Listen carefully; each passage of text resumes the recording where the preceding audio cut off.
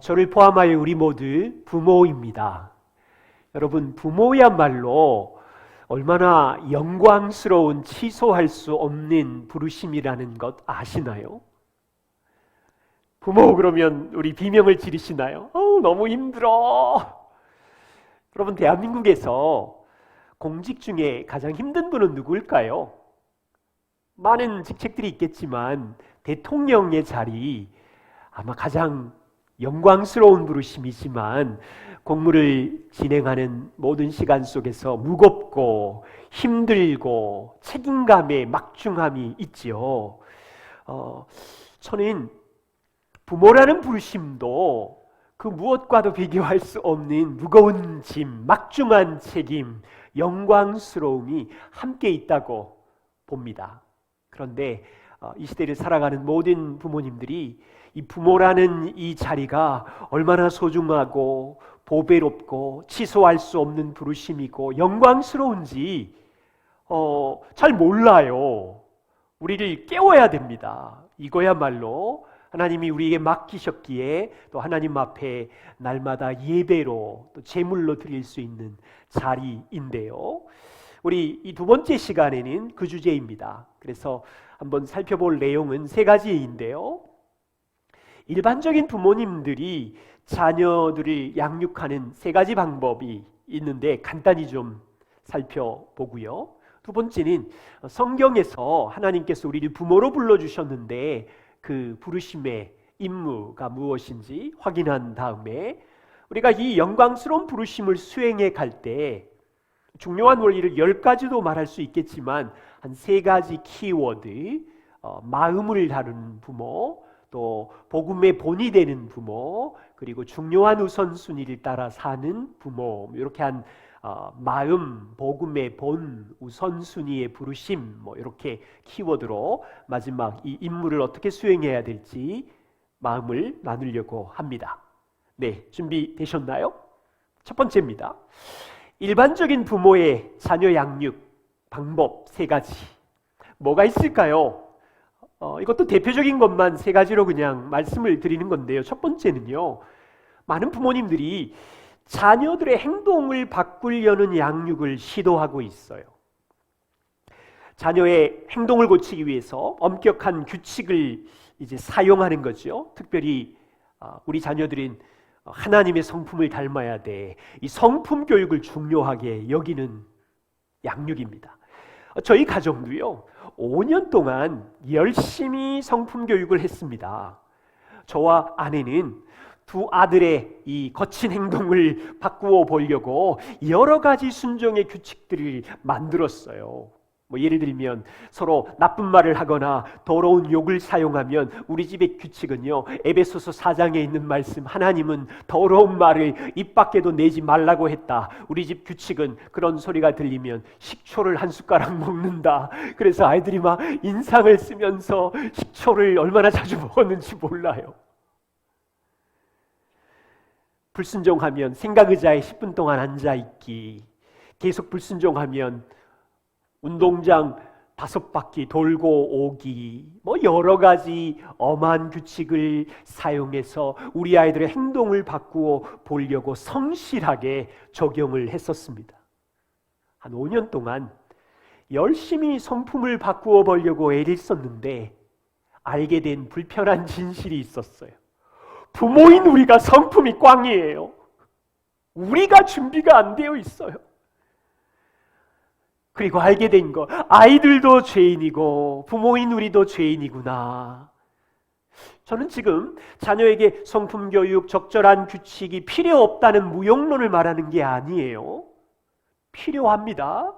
성품과 적절한 규칙은 필요하지만 이 행동을 변화시키려고 하는 이 유익, 성품 교육의 유익은 자녀가 얼마나 규칙을 잘 지키고 반듯한 순종의 성품의 열매를 맺느냐가 아니에요. 은혜와 복음이 필요하기 전에 율법이 필요한 것처럼 우리 아이들은 수칙과 법이 필요한 것이 맞지만 기억하실 것은 이 성품과 규칙을 반복해서 부모님을 통해서 들으면서 우리 아이들인 자기가 얼마나 규칙을 지키지 못하는 죄인인지 이거를 알게 하는 거예요. 그래서 나는 정말 그리스도가 필요하구나, 나는 정말 하나님의 은혜가 필요하구나, 이 사실을 이해시키는 거지요. 너 왜 안 바뀌니? 너 언제까지 그럴래? 이게 아니라니까요. 아이들은 안 바뀌어요. 죄인이니까. 주님을 만나야지요. 그래서요, 부모는 자녀의 마음을 무시하고 외적인 행동만을 바꾸려고 하는 양육을 조심해야 됩니다. 두 번째입니다. 많은 부모님들이 세상의 문화로부터 우리 자녀를 보호하려고 고립을 시키거나 통제하려는 양육을 시도합니다. 물론 어느 정도 유익이 있지요. 저희 가정도 많이 사용한 방법이에요. 세상에 K-팝 음악을 듣지 못하게 하는 일들, 컴퓨터 게임을 제한시키는 일들, 인터넷 사용 금지 시간을 두는 일들, 스마트폰을 최대한 늦게 주는 일들, 저희는 고등학교 때 줬으니까요. 여러분도 이런 방법을 사용하면서 우리 자녀들을 세상의 죄와 문화로부터 보호하려고 힘쓰고 계시지요. 어느 정도는 필요해요. 그런데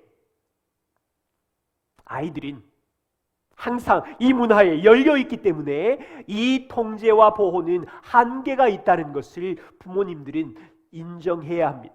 세상의 어떤 부모도 자녀를 세상의 문화로부터 완벽하게 보호할 수 없다는 것을 아셔야 돼요. 얼마 전 한 부모님이 이런 말씀 하시더라고요. 자신은 오징어 게임을 한 번도 말한 적이 없는데 우리 초등학교 아이들이 그 녹색 체육복을 사달라 그래서 사줬더니 얼마나 행복해 하는지. 우리 자녀들은요, 이미 10대가 되면 주변의 세상 문화들이 밀려오고 친구들이 좋아하는 BTS 가수들에 흥분하고 그 노래를 흥얼거리고 유행과 문화를 따라서 그냥 살아갈 수밖에 없어요. 왜 그렇습니까? 우리가 보호하고 통제한다고 해도요, 세상의 문화를 만들면서 이득을 창출하는 이들은 최고의 전문가들이거든요. K-팝의 전문가, 문화와 홍보의 전문가, 유튜브 넷플릭스를 설계하고 전략적인 뛰어난 학자들과 심리학자들이 이런 프로그램을 만들면서 문화를 만들고 있고 우리에게 유혹하고 있기 때문에 부모인 우리가요, 차단하려고 해도 완벽하지 않아요. 그럴 수 없어요. 오히려 우리는 무엇을 해야 하냐면 자녀들의 성장 시즌에 따라서 세상의 문화를 분별할 수 있는 힘과 지혜를 가르치고 오픈될 때마다 대화하고 진화론이 무엇인지, 세속주의가 무엇인지, 세상의 외모 중심주의가 무엇인지 대화하고 분별하는 지혜를 가르치는 것들을 더 많이 해야 돼요. 세 번째입니다. 요즘 세상에요, 자존감을 높이는 양육 교육이 유행하고 있어요.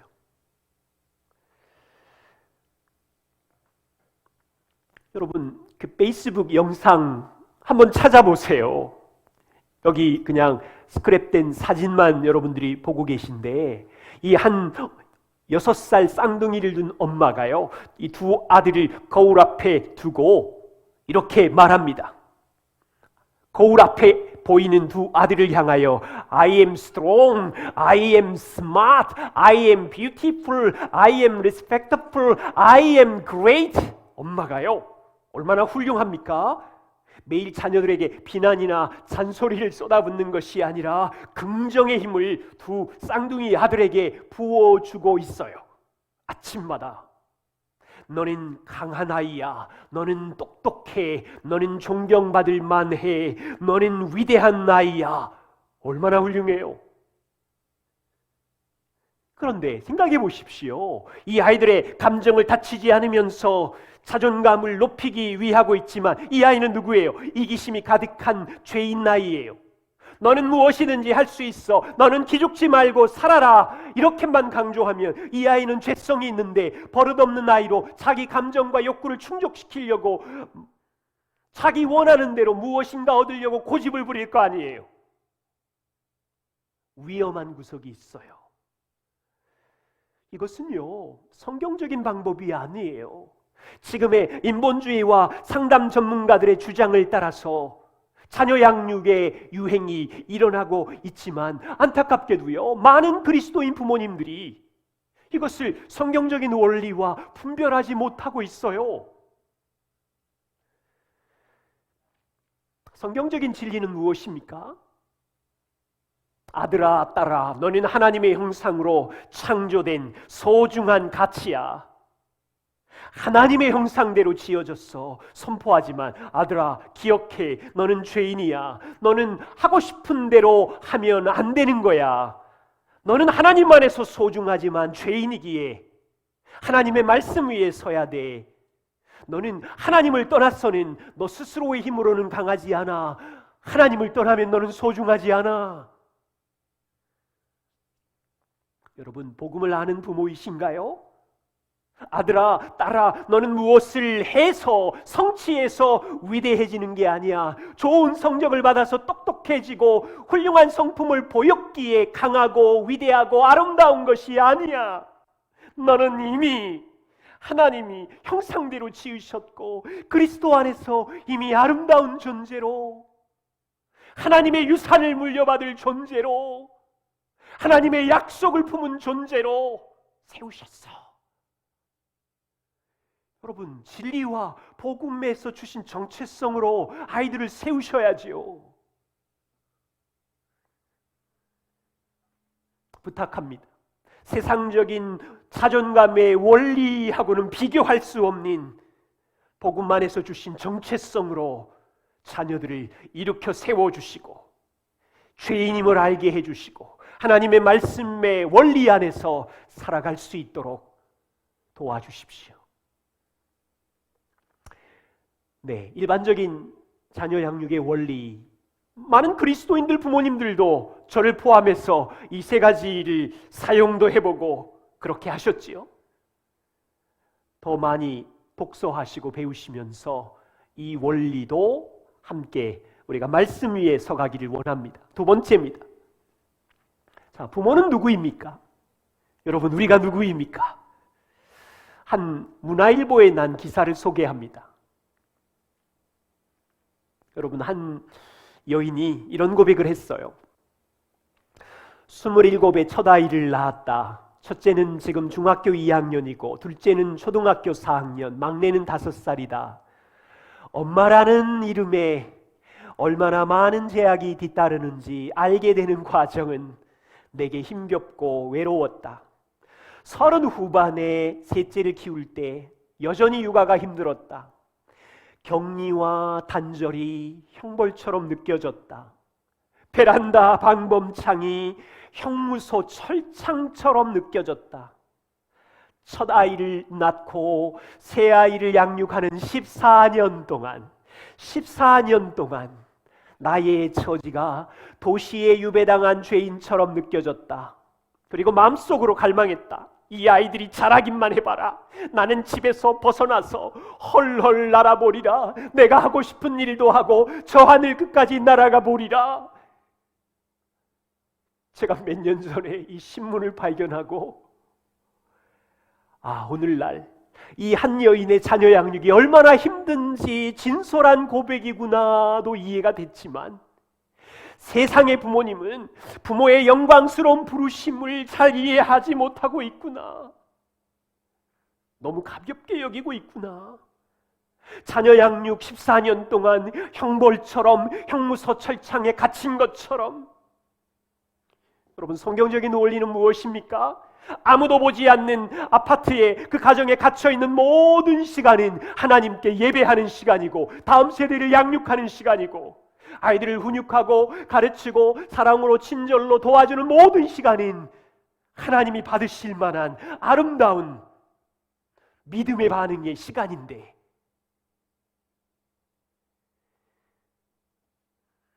보세요. 우리 주변을 보십시오. 그리스도인 부모님들이지만 어머니로 사는 일을 얼마나 무시하고 있는지요. 빨리 우리 아이들을 키우고 이 아이들이 내 미래를 가로막고 있어. 나는 자유가 필요해. 이 세상적인 부모됨의 슬픔에 잠겨 있는 많은 그리스도인 부모님들이 우리 주변에 많아요.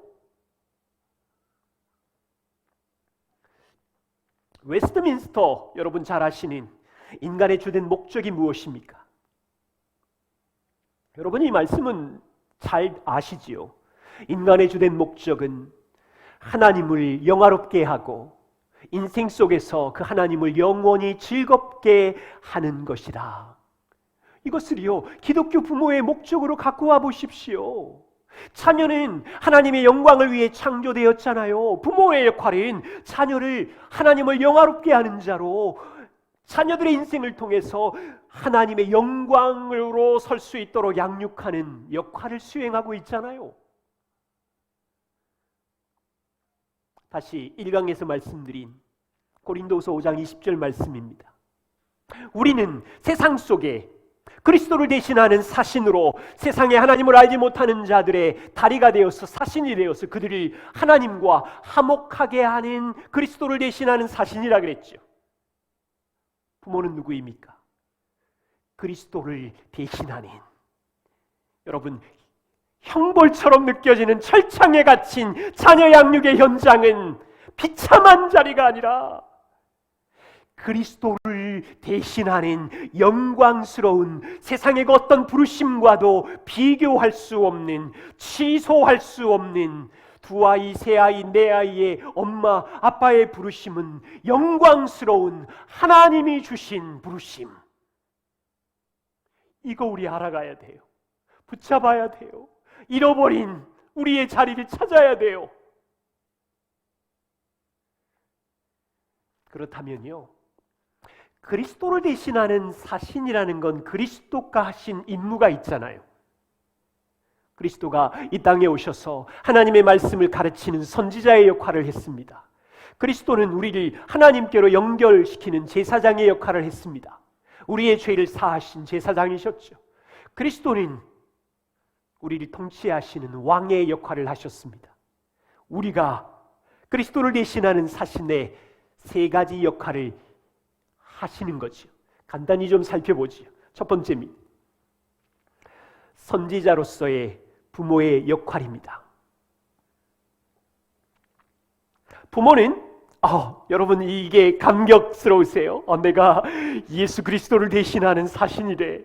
우리 아이들 앞에 그리스도 주인이신 그분의 말씀을 전하는 사신이래. 여러분 이게 감격으로 밀려오시나요? 구약의 선지자의 임무는요, 미래를 예언하기도 했지만 그들은 이 선지자라는 것은요, 공포하는 자, 입 밖으로 내어서 하나님의 말씀을 전하는 자라는 의미이거든요. 부모는 다음 세대 자녀에게 하나님의 말씀을 입 밖으로 내어서 전하는 자라는 의미입니다. 여러분 우리 자녀들이 어디에서 하나님의 말씀을 듣지요? 학교에 가면 하나님의 말씀을 들어요?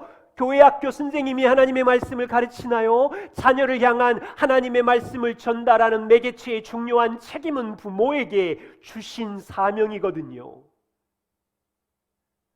오늘 우리 주변을 보세요.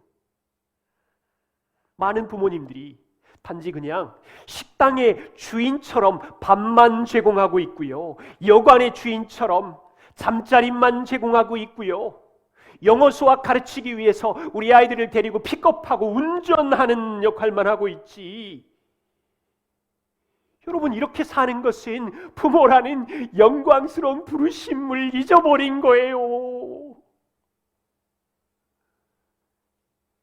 예레미야 선지자의 고백을 들어보세요. 내가 다시는 여호와를 선포하지 아니하며 그의 이름으로 말하지 아니하리라 하면 나의 마음이 불붙는 것 같아서 골수에 사무치며 답답하여 견딜 수 없나이다. 예레미야는 입 밖으로 하나님의 말씀을 전하고 싶은 열정으로 냉랭한 마음으로 하나님의 말씀을 말하지 않게 묻어둔 것이 아니라 하나님의 말씀을 말하지 않으면 견딜 수 없는 골수에 사무친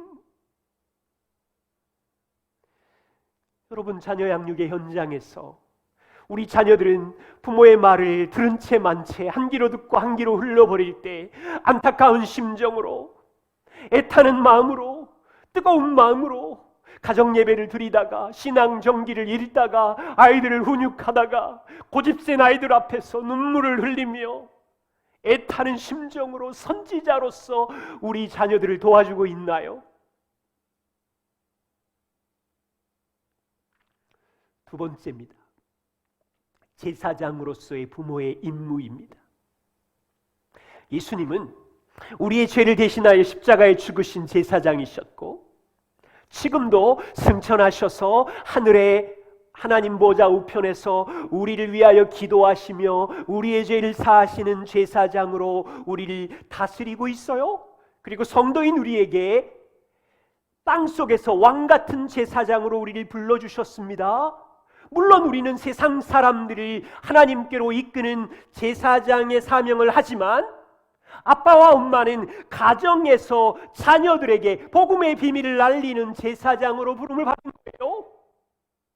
왜? 세상 속에서 직장에 가서는 제사장이며 그들을 하나님께로 이끄는 사명을 감당하면서 가정에서는 그 일을 해야 되잖아요. 부모님들에게 질문합니다. 자녀들이 반복적으로 죄를 지을 때 어떻게 대답하시나요? 아들아, 대체 몇 번째니? 속 타 죽겠다, 이렇게 말씀하시나요? 보세요. 오늘 그 순간 우리의 제사장이신 예수님이 우리가 고집을 부리고 우리가 분노할 때 하늘의 제사장이신 예수님은 우리를 용납하시고 우리의 죄를 사해 주시고 우리를 여전히 받아주시잖아요. 우리 아이들인 우리처럼 하늘 제사장의 용서와 용납이 무엇인지 모르고 있어요. 그런데 부모인 우리는 하늘에 계신 제사장의 용서와 용납을 그날도 매일 경험하고 있잖아요. 이 경험을 자녀들에게 보여주는 거예요. 대체 몇 번째니라고 말하는 것이 아니라 자녀의 반복적인 죄를 용서하고 용납하고 오래 참으면서 내가 경험한 제사장의 은혜의 경험을 자녀들에게 보이는 것으로 흘려보내는 역할로 가정에 저와 우리를 세우신 거예요.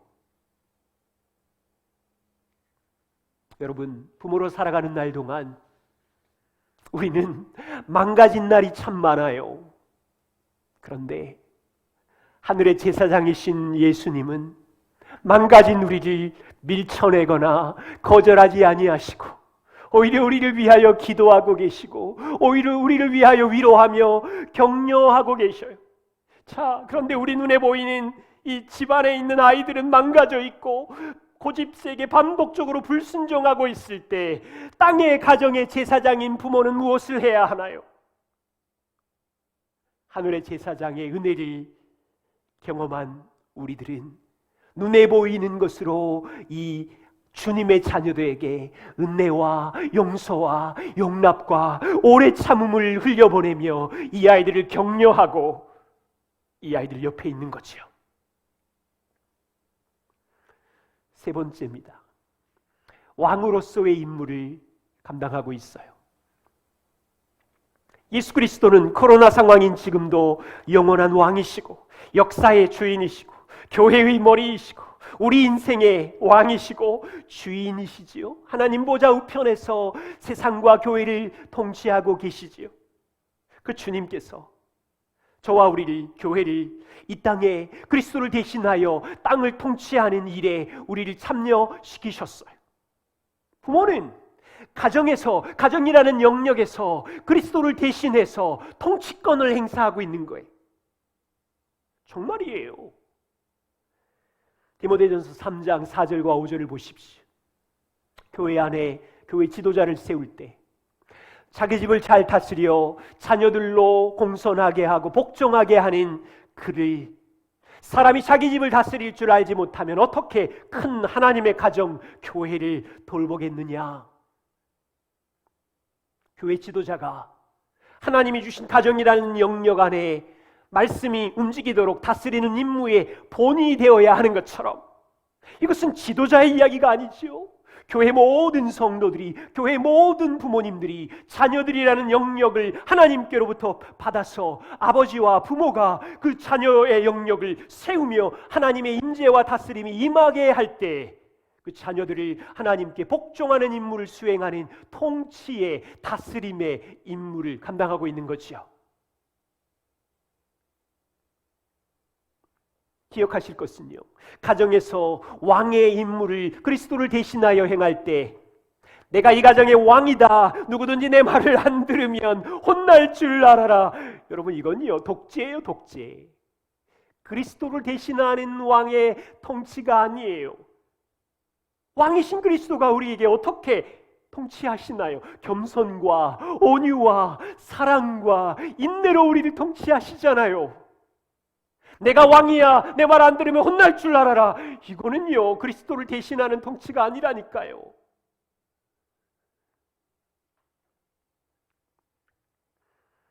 세 가지. 자, 이제 밀려오시나요? 부모의 영광스러운 부르심의 임무.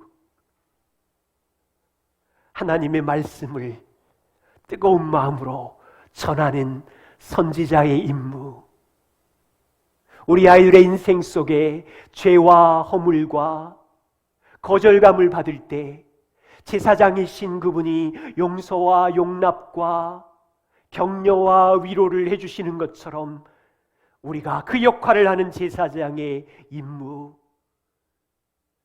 왕이 통치하는 영역의 가정의 영역을 사랑과 섬김으로 섬기는 왕의 임무입니다. 여러분, 이것이 얼마나 지소할 수 없는 영광스러운 부르심인지를 자녀 양육의 현장에서 알아가고 이해하고 더 기뻐하고. 그런데요, 막상 우리의 현실은 어떻습니까? 부모로 사는 게 어려워요. 고단해요. 아마 세상에서 가장 어려운 일 중에 하나는 자녀 양육일 거예요. 피곤하고 지치고 어디로 가야 될지 길을 모르겠고. 이건 저의 고백이에요. 부모의 영광스러운 부르심은 알겠는데 왜 이렇게 혼란한지 답을 찾아서 헤매는 지난 15년, 20년의 시간을 보내었어요. 훌륭한 아이들, 성품이 멋진 아이들을 키워야 되겠다 싶어서 초창기 5년 동안은요 정말로 성품 교육에 매진했어요. 그리고 5년 후에 부모가 죄인이구나, 자녀가 죄인이구나, 내가 성품이 부족하구나, 하나님은 평생 내 안에 일하시고 자녀들 안에 일하시는구나, 갈팡질팡했어요. 한 번은요, 성경 암송이 답이구나, 진짜 그랬어요. 그래서 우리 아이들과 함께 마태복음 5장, 6장, 7장을 함께 암송하고 같이 축제를 벌이고, 한 번은 마가복음을 1장부터 마지막 장까지 영어로 통째로 암송하는 일을 도전하고, 그 일을 우리 아이들은 다 해내더라고요. 건강해야 된다고 해서 우리 가정에서는 콜라도 안 돼, 피자도 안 돼, 라면도 안 돼, 아이스크림도 안 돼. 왜 이렇게 안 되는 게 많은지. 거의 초창기 때는요 율법적인 가정이어서요 힘들었어요. 뭐가 뭔지도 모르겠어요.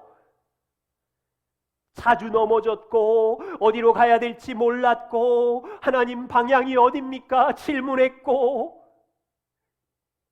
아마요 오늘 참석하신 여러분들도 그러실 거예요. 답을 모르겠고 무엇이 지혜로운지 많이 혼란스럽고.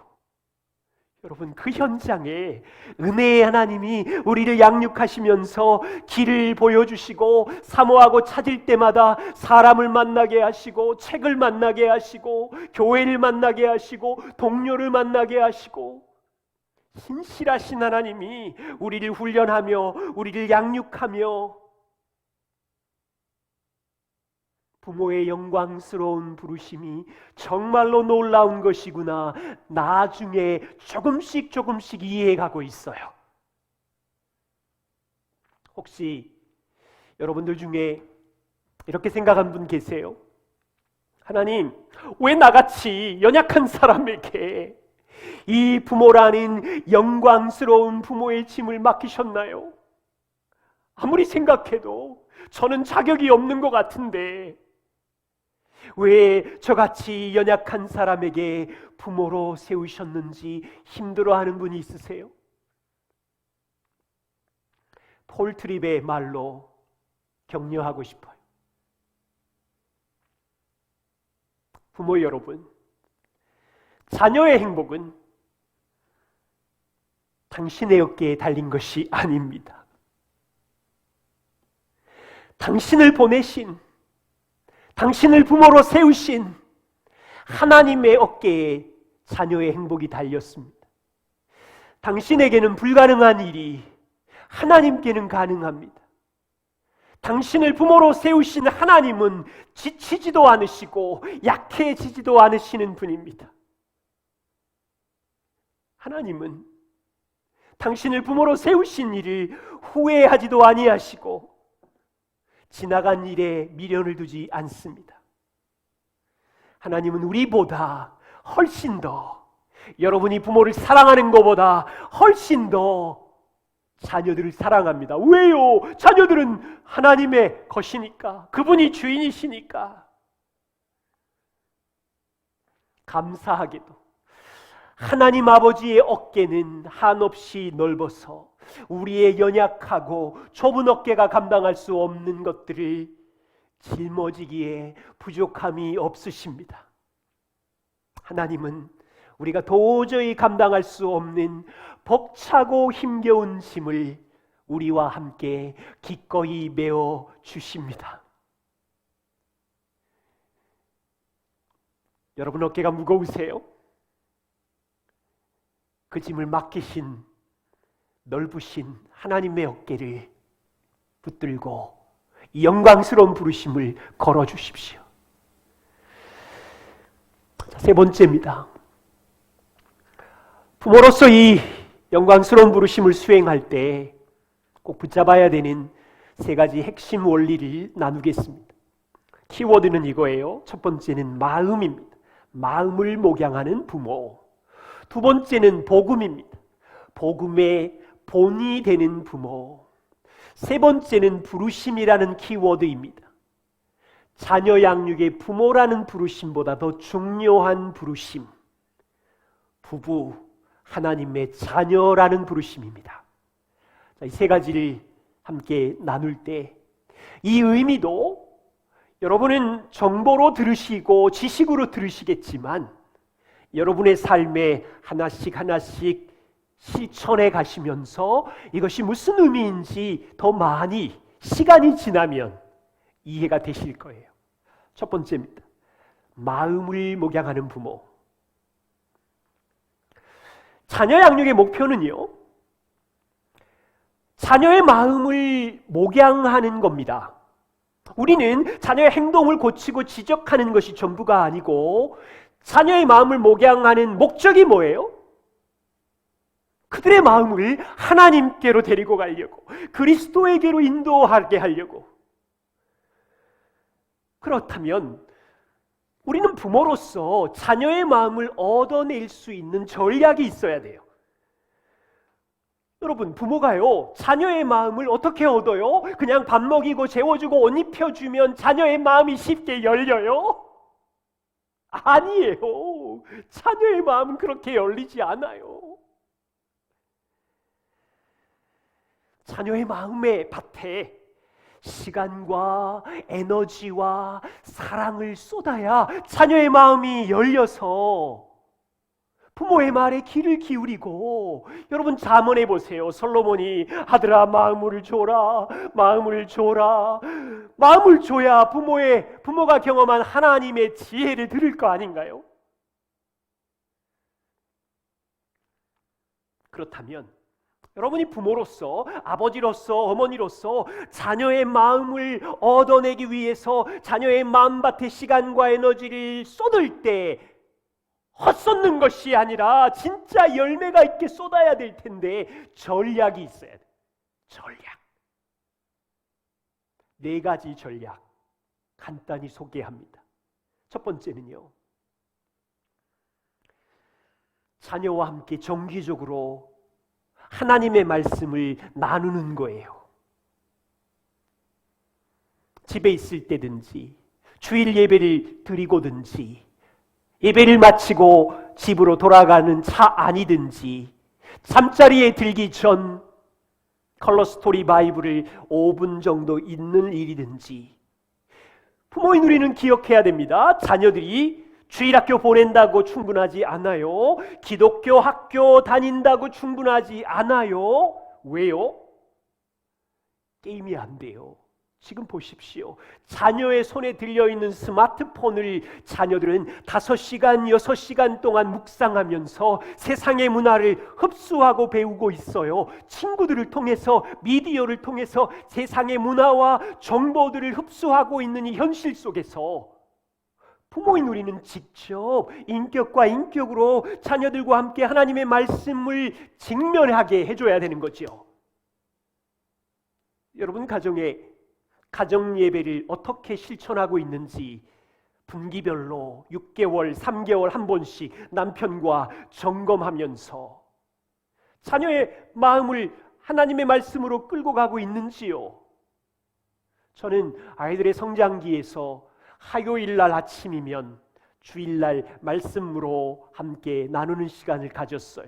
화, 수, 목, 금 아침 4일 동안, 일주일에 7일은 못하겠더라고요. 4일 동안 성경을 중심으로 자녀들과 20분 동안 시간을 나누면서 가정 예배를 드렸고요. 일주일에 한 2번 정도는 신앙의 인물의 전기를 같이 잠들기 전에 읽으면서 또 성경적인 세계관을 배우면서 시간과 에너지를 주면서 하나님이 누구시며 그분의 원리를 나누는 일이죠. 여러분, 얼마 전에 SBS 스페셜입니다. 한번 찾아서 영상을 보셔도 좋아요. 내 아이의 미래를 결정하는 밥상머리 교육의 비밀이라는 책이 있어요. 이것은 이미 미국에서 하버드대와 콜롬비아 대학의 연구진이 실험으로 규명한 건데요. 세상의 부모님들은 하루에 20분 자녀와 이 밥상머리에서 20분 동안 부모가 함께 대화를 한대요. 그렇게 되면 자녀들의 인성이 막 좋아지고요, 두뇌가 발달하고요, 종합적인 사고 능력과 학습 능력이 부모의 대화를 통해서 증대된다는 실험 결과를 발표했어요. 그래서 책으로 나왔고, 미국과 일본에서는 아이의 미래를 바꾸기 위해서 전략적으로 부모와 함께 각 가정마다 밥상머리 교육이 열풍이 불고 있다는 리포트의 책입니다. 자, 세상 사람들은요, 하루 20분의 밥상머리 교육이 자녀의 미래를 바꾼다고 온 힘을 다하여 이렇게 시간과 에너지를 들여서 자녀의 마음을 붙들고 가려고 하는데, 그리스도인 부모 여러분은 어떻습니까? 우리에게는 창조자 하나님, 역사를 주관하시는 하나님, 아들을 주시기까지 사랑하시는 구원의 하나님의 이 행복의 길을 갖고 있는데, 이것을 밥상머리 20분으로 가르치고 있나요? 우리에게는 이 땅에서의 행복만이 아니라 영원한 자녀의 미래를 바꾸기 위하여 하나님 말씀의 최고의 지혜를 전수하는 영광스러운 부르심을 감당하고 있는 거예요. 두 번째입니다. 여러분, 자녀와 함께 기도하는 모습을 보여주고 있는지요? 최근에 우리 자녀들이 부모님의 기도의 소리를 언제 들었습니까? 부모는 자녀의 마음을 잘 이해하고 자녀들이 어려움을 당할 때마다 기도하는 소리를 부모로부터 들어야 합니다.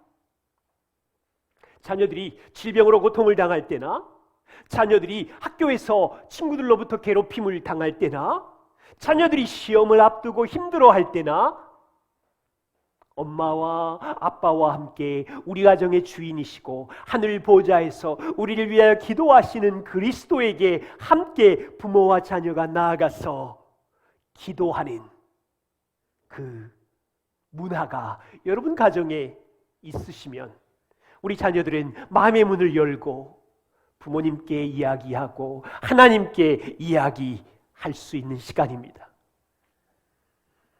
특별히 여러분 가정에 어려운 골짜기가 있으면 자녀들에게 기도 부탁도 하세요.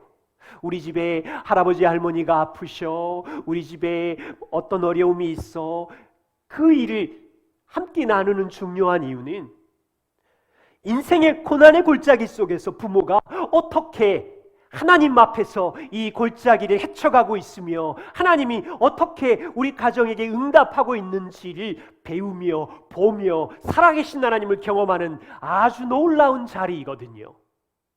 그래서 기도를 자녀들에게 부탁하십시오. 세 번째입니다.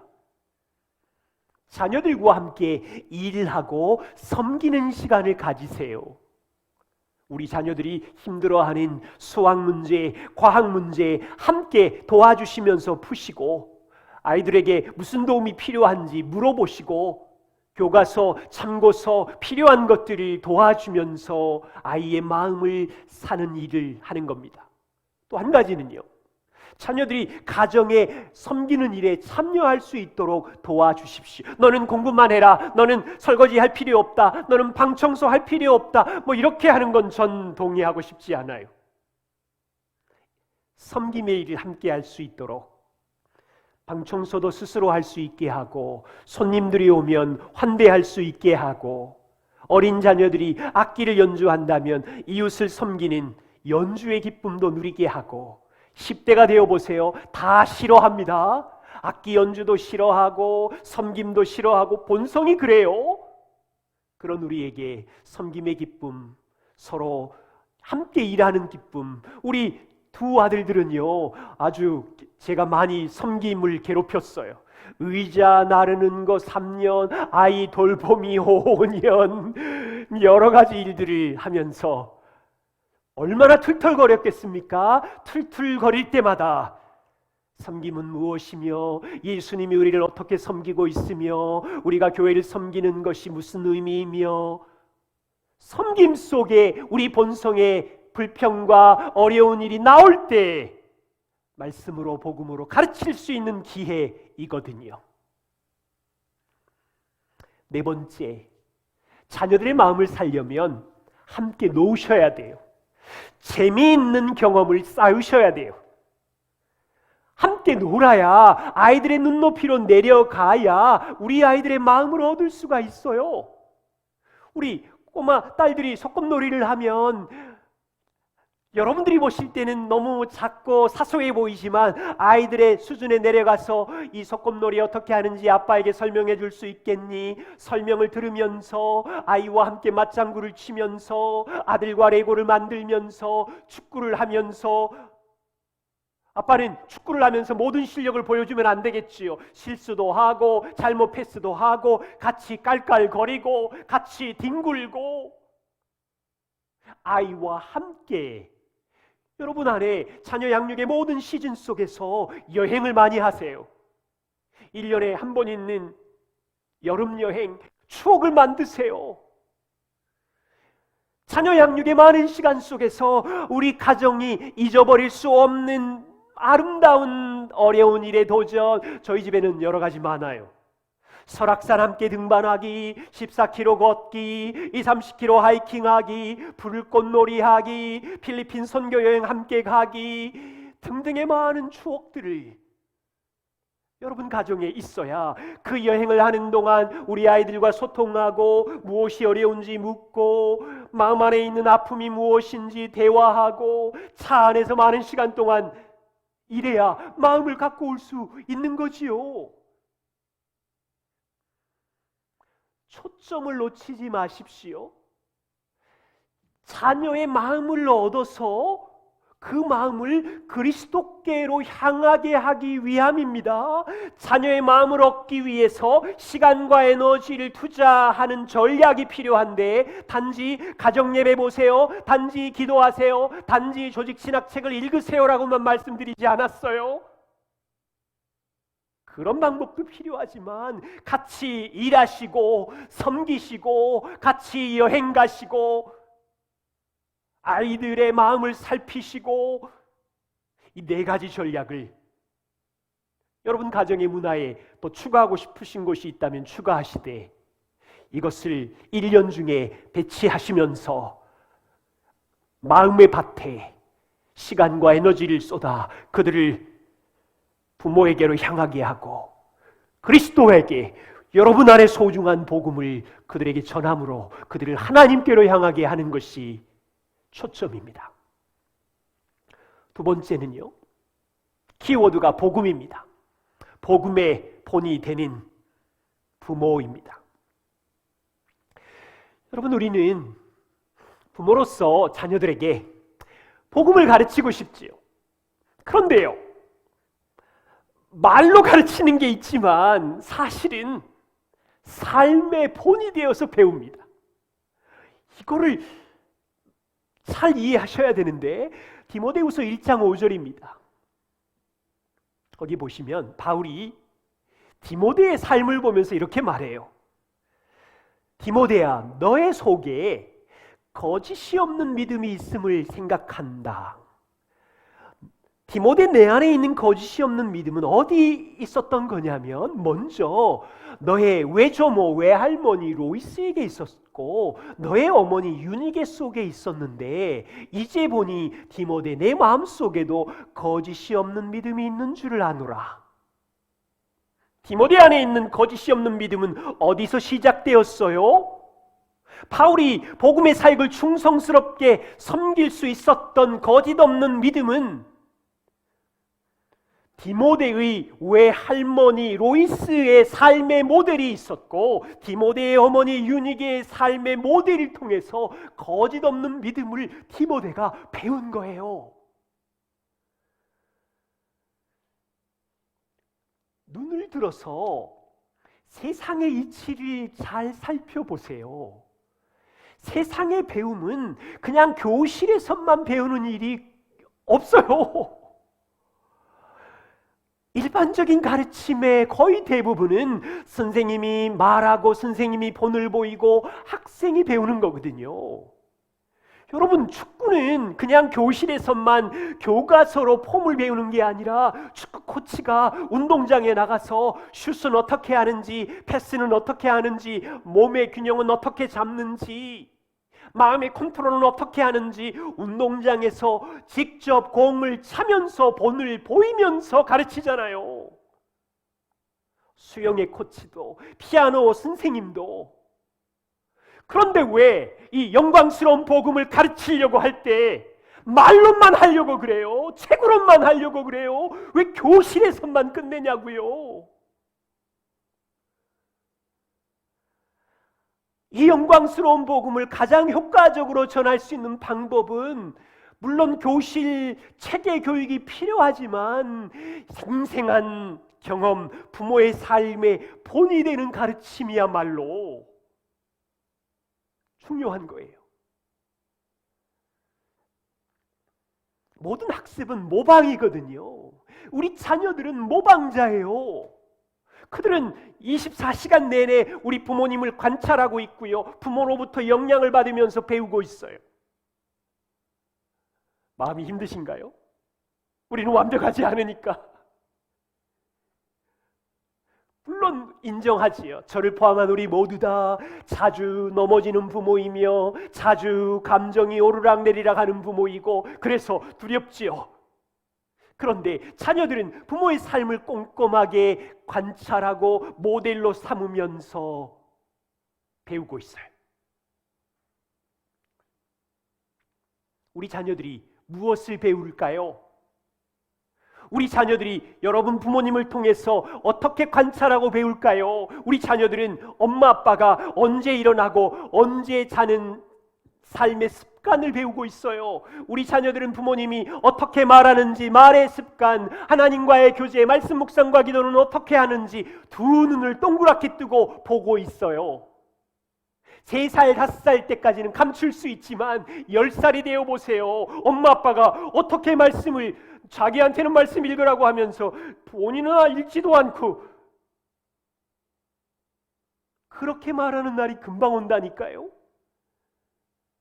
차 안에서 우리 아이들은 길을 쫑긋 세우면서 엄마 아빠가 대화하면서 교회를 어떻게 섬기고 사랑하는지, 다른 성도들에 대해서 어떻게 평가하고 섬기려고 하는지를 들으면서 관찰하면서 배우고 있어요.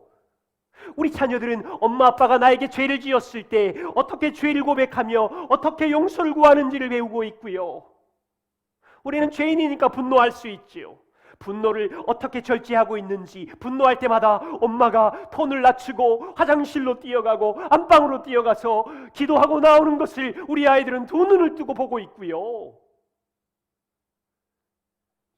시간을 어떻게 관리하는지, 물질을 어떻게 사용하는지, 고난의 골짜기가 우리 가정에 있을 때 하나님을 신뢰하면서 평안한 날을 어떻게 보내는지, 정말이에요. 우리가 기억할 일이 있어요. 모든 일상의 시간이 복음을 가르칠 시간이, 주일 예배 1시간, 가정 예배 20분 시간만 가르치는 시간이 아니에요.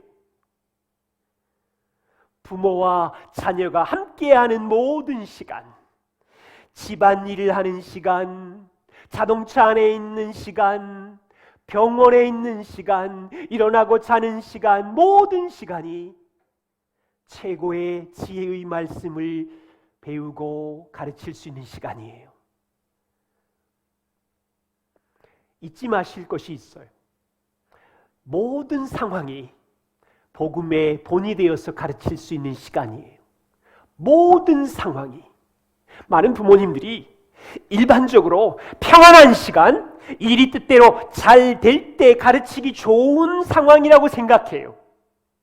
그런데요, 경험에 비추어 보면 일이 꼬이는 날, 고통스럽고 엉망이 되는 날, 아이들이 싸우는 날, 삶이 뒤죽박죽이 되는 이 날이요, 하나님의 말씀을 가르칠 수 있는 더 좋은 기회라는 것이에요.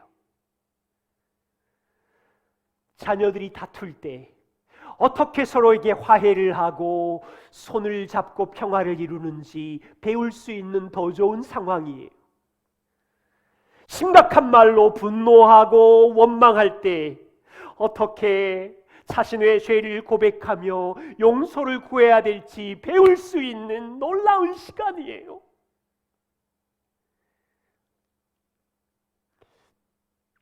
모든 시간, 모든 상황이 말씀과 복음을 가르칠 기회이지만 부모인 우리는 자주 실패하지요. 그날 막 톤이 그냥 산처럼 올라간 짜증과 분노를 쏟아낸 실패한 날일 수도 있지요. 진짜 많을 거예요. 이날 중요해요. 부모인 여러분들은 아주 복음 앞에 겸손하셔야 돼요. 회피하거나 도망가지 마세요. 얼버무리지 마세요. 이 시간이 복음의 본을 보일 수 있는 절호의 기회예요. 여러분들이 겸손하게만 반응할 수 있으면 죄를 고백하면서 그 순간 부모와 자녀는 십자가에서 부모의 죄를, 자녀의 죄를 해결해 주셨다는 진리를 가르칠 수 있는 시간이에요. 이 순간이 부모와 자녀는 아들아 딸아, 우리의 행위와 우리의 이거는 너무 더러워.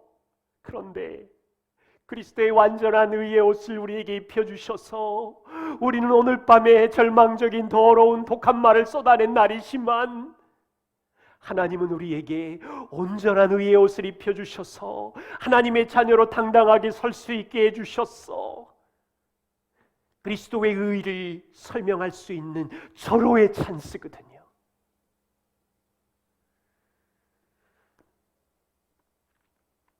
세 번째 키워드입니다. 부르심. 자녀 양육 지금 부모의 부르심이라는 주제로 함께 여러분들과 말씀을 나누고 있지만 부모로서의 부르심보다 더 중요한 두 가지 부르심이 있어요. 첫 번째는요, 부부의 부르심입니다. 남편과 아내가 복음 안에 한 몸이 되고 서로 사랑하고 하나가 되는 이 우선적인 부르심이 얼마나 중요한지 저는 자녀 양육 현장에서 알아가기 시작했어요. 5년 동안 헤맬 때 여보, 우리가 문제였어. 부모인 우리가 문제야. 결혼이구나. 우리 부부가 복음을 적용해야 돼. 부부의 하나됨, 부부가 복음을 이해하고 살아가는 현장, 이것을 보고 자녀들이 영향을 받는 거구나. 아내 여러분, 자녀가 우상이 되지 않도록 조심해 주십시오. 남편이 더 중요합니다.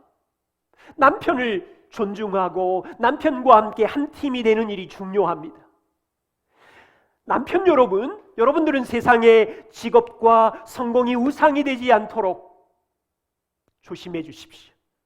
아내를 돌보고 아내를 세우고 격려하는 일이 남편에게 중요합니다. 자녀들 앞에서 부부가 서로 비난하는 일은 위험합니다. 아주 영향력이 있어요.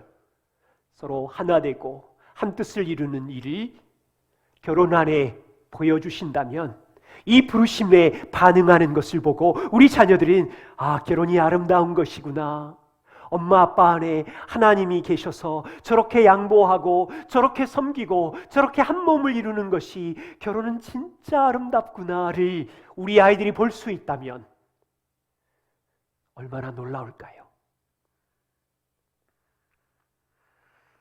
가장 중요한 부르심은 하나님의 자녀입니다.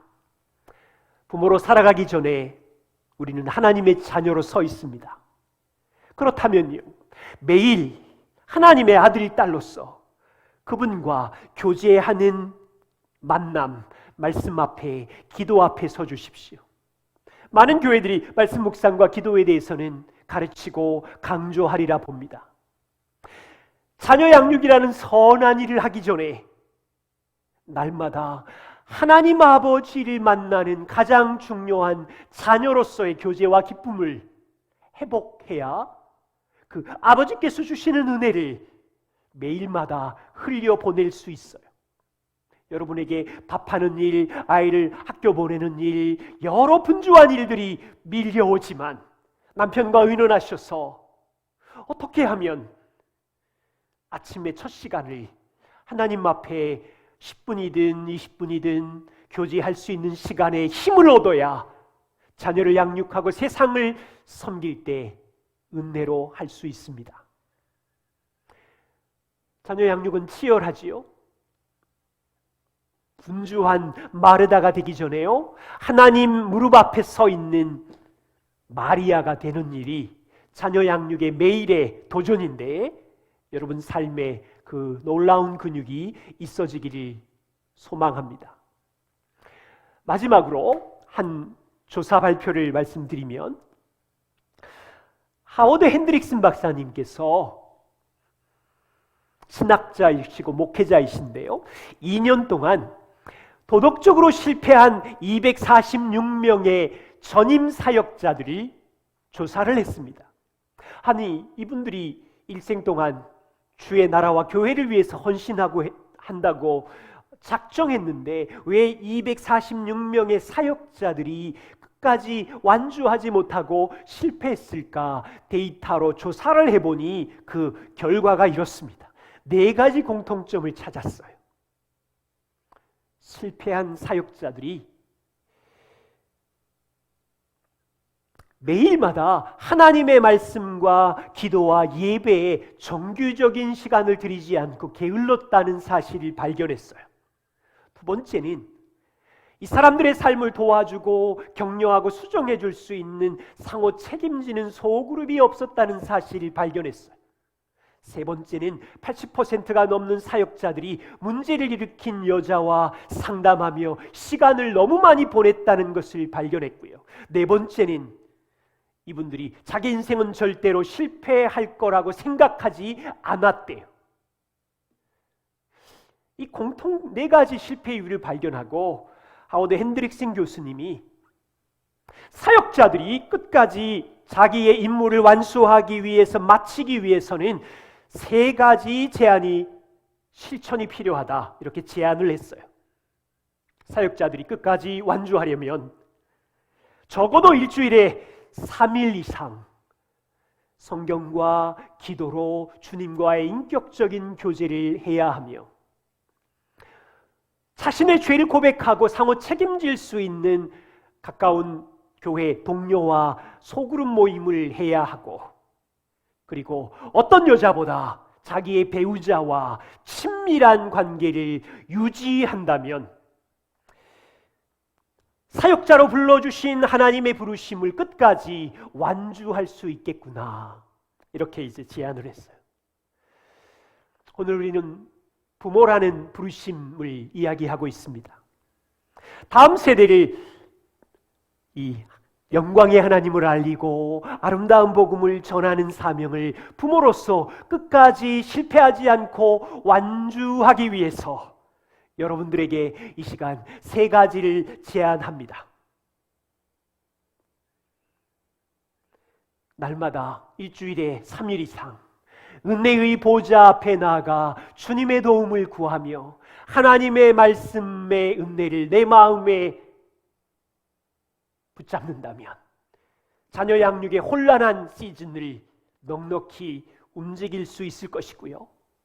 두 번째는 가장 가까운 첫 번째 이웃인 배우자와의 친밀한 관계를 유지하면서 한 팀이 되시는 겁니다. 복음 안에 남편과 아내가 한 몸을 이루고 서로 전략회의를 하고 이 영광스러운 부르심을 어떻게 할 건지 믿음의 길을 같이 걷고 회복하고 시간을 보내는 일이고, 세 번째는 자녀 양육의 혼탁한 인생의 현장 속에서의 아픔과 약함과 자기의 죄를 고백할 수 있는, 상호 책임질 수 있는, 격려할 수 있는 소그룹 모임을 갖는 겁니다.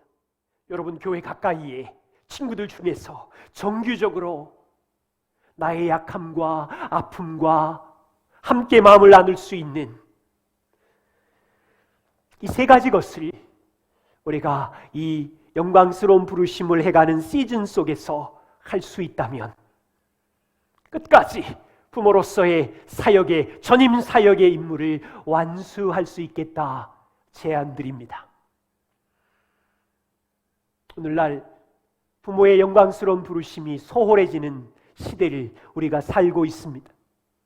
교회는, 그리스도인들의 현장은 여러 책들과 방법과 행사를 따라서 움직이고 있지만 한 사람, 한 가정, 한 부모로부터 시작해서 한 세대를 헌신해서, 여러분, 한 번의 수련회가 아니라, 한 번의 프로그램이 아니라 여러분 부모님 가정이 한 세대, 이 30년 헌신함으로 거룩한 다음 세대를 세우는 일을 완주할 수 있다면, 또 그렇게 감당하는 한 교회가 헌신해서 또 놀라운 열매를 맺고 본이 될 수 있다면,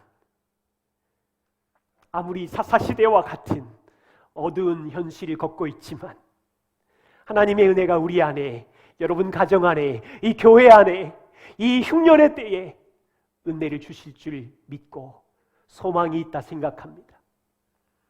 함께 해주셔서 감사하고요. 네, 이 강을 마쳤습니다.